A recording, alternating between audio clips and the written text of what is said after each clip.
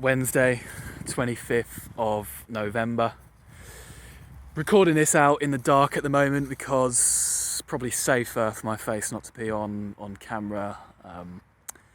Probably wise I'm not branded an enemy of the state by the Home Office or Priti Patel, or at least me having face disclosed by the cloak of darkness might give me a little bit of time to make a dash, perhaps somewhere else, or at least go a little bit incognito for as long as I need to.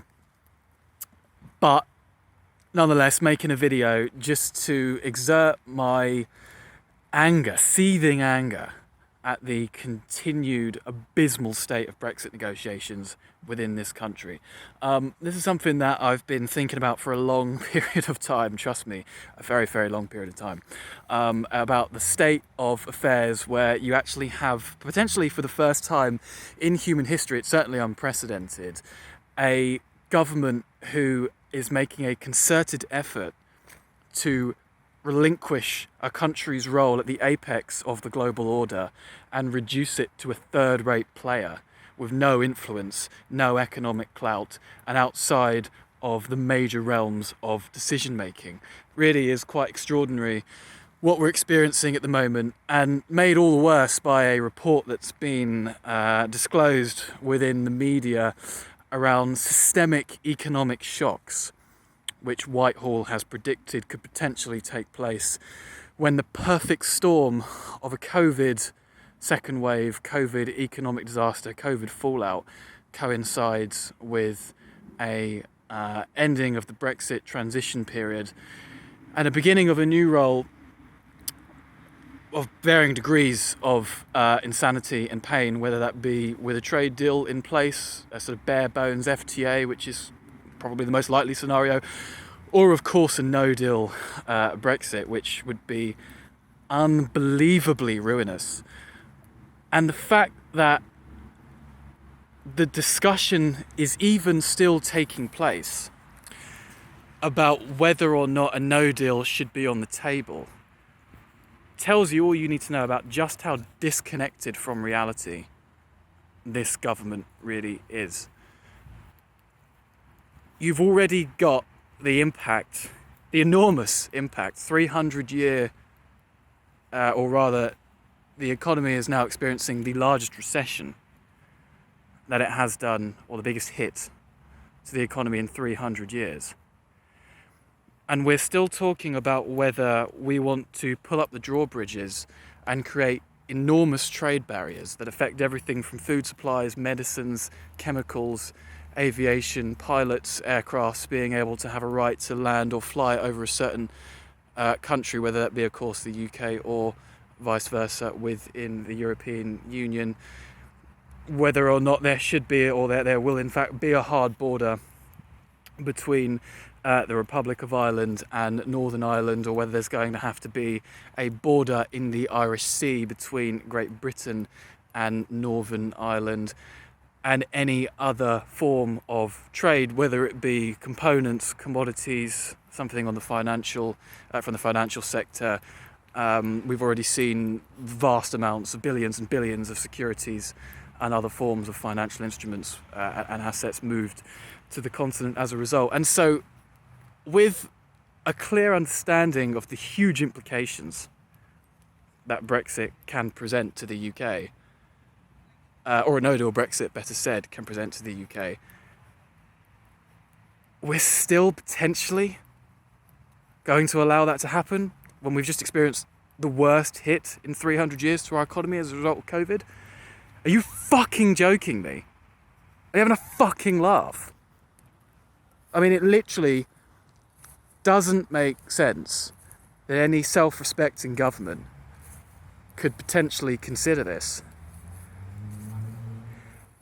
And I honestly don't know what to recommend as a solution.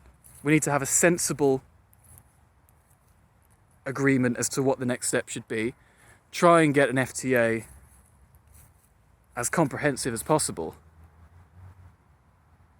And realise that, fucking hell, the hubris of this government needs to be put on hold for the good of this country. They're now saying that a no-deal hit could potentially translate, as well as COVID, could potentially translate as the economy that we had in 2019 not returning until 2025. It's outrageous. It really is absolutely outrageous. And for what? Oh, that sweet thing, sovereignty, liberty. We fucking had that already inside of the European Union. What good is it going to do if we're outside of there? There isn't much more that we can really do that we couldn't do inside of the European project. Okay, we can sign trade deals with other countries, increasingly are all just seeming as rollover deals, bound by regulation that we have to align ourselves with the EU to continue to have trade that is as minimalistic in disruption as humanly possible.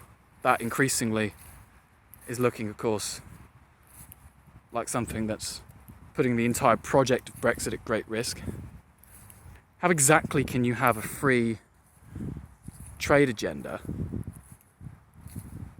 and have a free trade agreement and be regulatory or have regulatory dynamism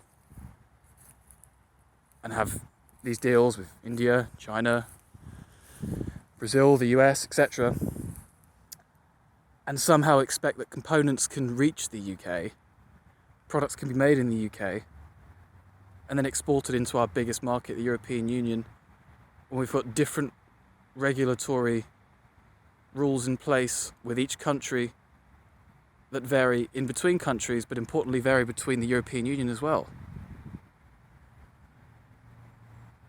Do you understand the checks that would be required to actually manage the customs for these products? It doesn't make sense. It's poorly thought through. And to have what could potentially be under a no deal, and therefore the freedom to have as many different regulatory rule books as we want with as many different countries, you could potentially have a scenario where you've got a dizzying amount of red tape and bureaucracy, of which, remember, was meant to be the entire point of Brexit, was to get rid of the red tape. But in order to have trade flowing freely, well, no, not freely, in order to have trade flowing with as little complication as possible between our closest trading partner that we export around 55% or potentially import around 55% as well, I forget the exact figures, but it's, for both it does eclipse 50%, that being the European Union. And then, of course, the disruption caused by trade between North Ireland and the Republic of Ireland. How on earth can these new trade deals somehow cut red tape for us, make us any more competitive, any more attractive of a destination? It doesn't make sense. And so there's a fallacy there that really underscores the entire project of Brexit, but of course things have gotten so long-winded, so desperate, and we've lost connection with all realms of reality that any form of deal now seems appropriate.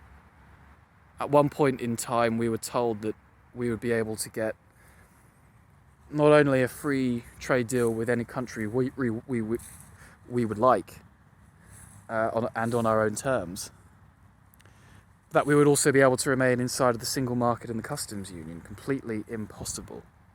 You can't have both of those things. And since then, the debate and the goalposts have moved further and further and further and further apart, to the point now where we have decided to exit almost every single institution of the European Union, to the point where even the security of our country is in jeopardy, because we may no longer be have any role or any relationship with Europol.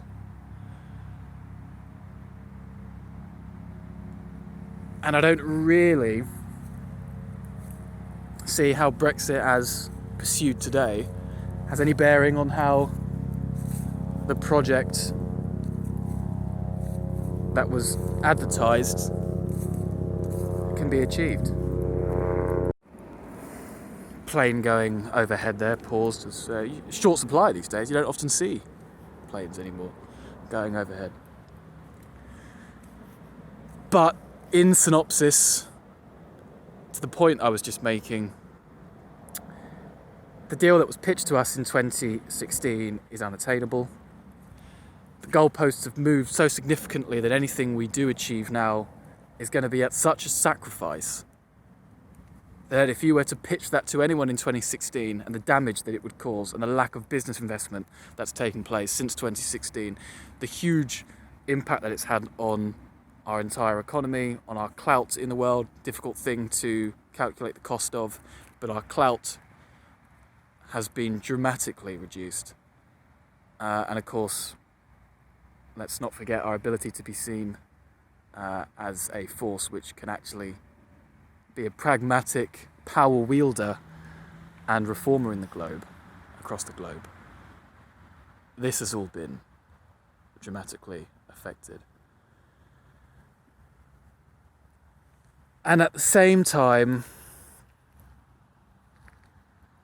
the risk of a no deal is as big as ever.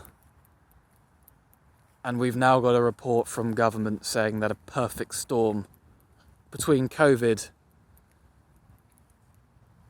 and a no-deal Brexit, or any form of Brexit really, but a no-deal being the most dramatic, could prolong the damage and have systemic economic crises that affects not just industries throughout the entire economy, but foments huge social unrest and causes what one would describe as systemic crises. There's not a great step ahead for the UK, but long live the 48%, long live the Remainer fight, and let's take it into 2021. That's all we can do.